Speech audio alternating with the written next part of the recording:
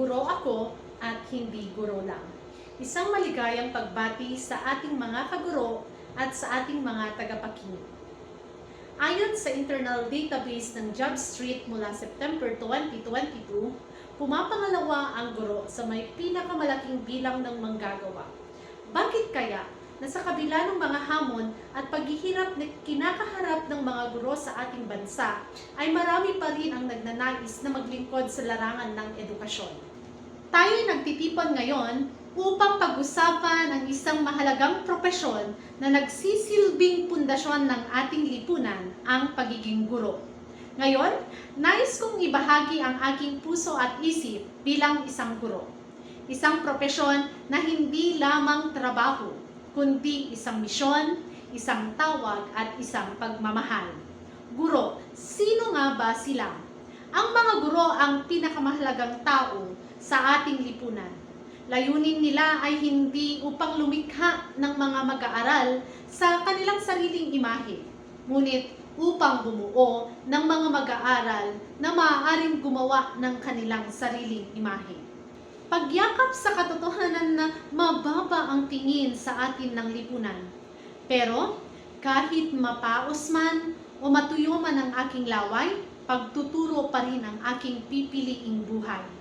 Mahirap maging guro, pero oo, guro ako. Nung ako ay bata pa lamang, hindi ko pinangarap na maging guro. Ngunit pag ito pala ay tawag ng Diyos para sa iyo, mamahalin mo ito nang di mo namamalayan. Hindi madali ang aking pinagdaanan upang malagay ako sa aking kinalalagyan ngayon. May pagkakataon noon na gusto ko nang bumitaw o bitawan ang pagtuturo. Dahil sa pribadong paaralan, hindi sapat ang aking kinikita upang matulungan ang aking magulang.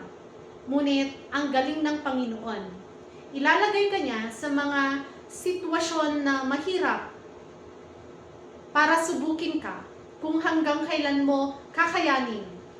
Mahaba ang aking nilakbay upang maging ganap na guro sa pampubliko at alam kong mas mahaba pa ang aking nalakbayin. Kaya mamahalin ko ang aking piniling bukasyon dahil ito ay aking dugot pawis. Hindi biro ang pinasok kong propesyon.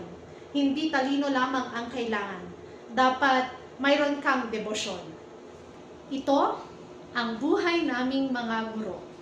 May pait, may tamis, may kaligayahan, may kalungkutan. Alam niyo po, sa buhay natin, tayong lahat ay inaanyayahan na maunawaan na ang pagtuturo ay hindi isang propesyon, bagkus ito'y isang bokasyon. Nung ako'y nasa sekundarya pa lamang, napansin ko na yung mga totoong guro na may puso ay yung tumatanda sa pagtuturo. Pag nakakakita ako ng mga kapwa ko guro na tumatanda sa kanilang pagtuturo, ang mga kulubot sa kanilang mga mukha at ang puting buhok ay patunay ng pagmamahal nila sa pinili nilang bokasyon.